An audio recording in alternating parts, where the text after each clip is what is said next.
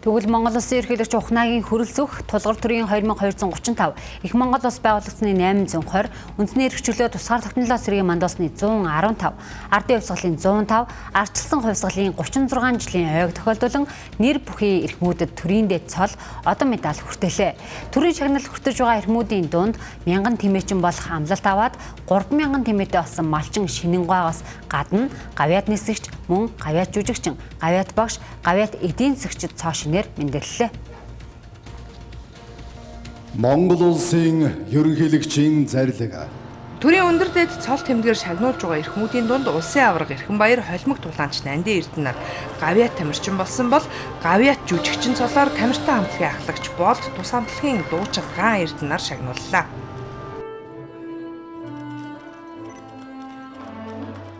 Монгол pop гэдэг тэр урсгалыг бий болгоод энэ орчин цагийн хөгжимтэй үндэсний хэв шинжийг агуулсан бүтээлийг хийгээд бас бага хугацаа өнгөрсөн байна. Тэргээр бүтээлээрээ бол Монгол pop шагналаа авч ирсэн. Одоо бол би яг камертай хамтлаг өөрийнхөө дуучин Болд гэдгээр гавьяат жүжигчин шагналаа авч байгаа да их баяртай байна. Тэгээд энэ бас түүхэн одоо зүйл болж байна гэж бодож байна. Энэхүү шагналыг долдоо бит хоёр дөрүүлж авч байгаа ч гэсэн бид дөрүүлээ авч байгаа гэж би хувьдаа бодож байгаа. Тийм учраас өшөө бид дөрөв маш олон зүйлийг хийн, олон зүйлийг бүтээн, олон зүйлийг хошуучлан, олон зүйлийг манлайлна, олон зүйлийг бүтээн.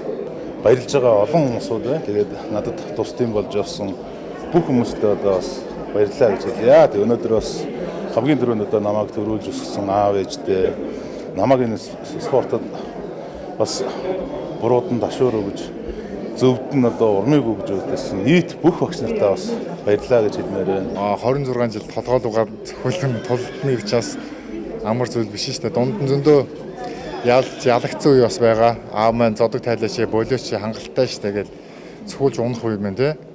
Хэцүү үед мэн гэж хэлжсэн болж бидэнд авч дийлж энэ амжилтыг гаргаснаас баяртай байна. Миний хувьд бол одоо улсын дөрөвжгийн эрдэм чатарт гоцолтуучнаар ажиллаж байсан. Тэгээд одоо сүүлийн үед кино урлагт өөрийн авьяасаа сорж байна. Тэгээд урлагт одоо 30-аад жил ажиллаж байна да. Монгол Улсын хөдөлмөрийн баатар цолоо. Өнөөдөр төрийн хайр ивэлийг хүртэж байгаа эрхмүүдийн дунд Тэмээн сүргийн тоог өсгөн үйлдвэр ашиг шимийг нь сайжруулахад онцгой анхаарч ламын гэгэний жижиг улаан үйлдвэр бий болгож ноос сүүний чиглэлийн үржүүлэг бий болгосон Баян-Онгор аймгийн Баянлэг сумын тэмээчин гавьяат малчин Алдарт уяач Цэдэнгийн Шинэн багтаж байлаа. Тэрээр анх 1000 тэмээтэй болох амлалт өгч байсан бол өдгөө 3000 тэмээтэй болжээ. Энэ цолыг бас жоохон өсөн хүлээж байсан анхны яхан 1000 тэмээчин гэдэг талаас бас хөдөлмөрийг бас үнэлж яах лөө гэдээ бас миний ард явсан сайхан найз нөхдүүд маань бас баатар болоод байхаар нь би бас яхан үлдээд байхаар нь жоохон сэтгэл дунд санагдаж байсан, жоохон хүлээлт байсан. Тэгээд одоо өнөөдөр авч байгаадаа бол маш их баярлж байна. Би ч одоо ер нь 29 жил телевизийн салбарт ажиллаад ер нь маш олон одоо төлбөрийн баатар, ардын гавьяат гэл олон хүнээс ярьцлага аваад сурвалжилж ирсэн. Тэгээд яг өөр дөөрийг мэдэрсэн чинь дотроо жоохон огшоод итгэмээргүй юм шиг. Гэр сайхан мэдрэмж төрдөг юм байна. Сонирн байдаг юм байна. 1993 онд Монгол Улсын их сургуулийн эдийн засгийн төлөвлөлд орсон. За тэрнээс хойш ерөнхийдөө үндсэндээ тасралтгүй 33 жил ажиллаж байна.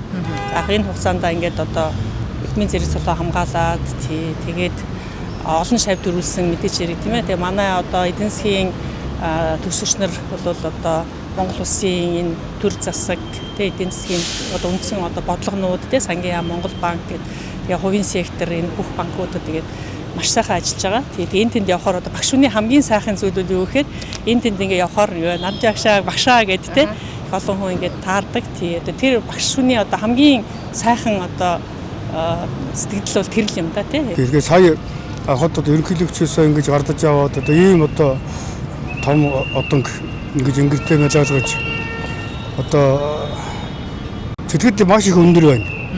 Тий одоо тэгээд ээж маань байгаа ээжтэй бас хараад бас огчтой байна амьдрал дээр тий. Энэ гавьяа бол миний ажиллаж байсан Завхан аймгийн Эрдэнэ хайрхан сумын алдар нэгдлээс тэгэл малчин Увс аймгийн малчин сумын малчин нэгдэл тэгэл төр захиргааны бүгд ажилласан газар болгонд одоо намайг төшиж надтай цуг ажиллаж байсан хүмүүс миний баруун гар болж өөрөөр хэлбэл итгэл дааж нэгдэж ажиллаж ирсэн учраас намайг миний ажил муу явсангүй. Өнөөдөр ардын багш, ардын жүжигчин, ардын уран зохиолч тус бүр нэг төрсөн бол салбар салбараас 17 гавьяат мэндэлсэн байна.